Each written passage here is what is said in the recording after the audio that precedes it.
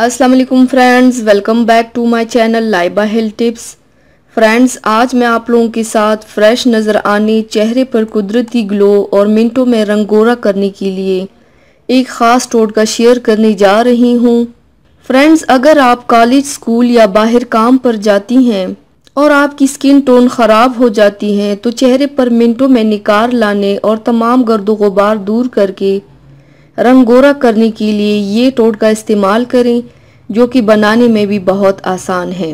तो चलिए शुरू करते हैं, पर इसके पहले प्लीज़ मेरे चैनल को सब्सक्राइब कर लीजिए और बेल आइकन को दबाइए एवरी लेटेस्ट ब्यूटी अपडेट को सबसे पहले पाने के लिए।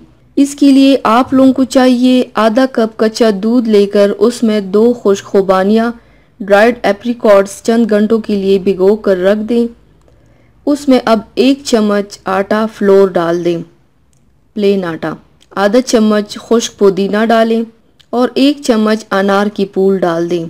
अब इन सब को अच्छी तरह से मिक्स कर लें।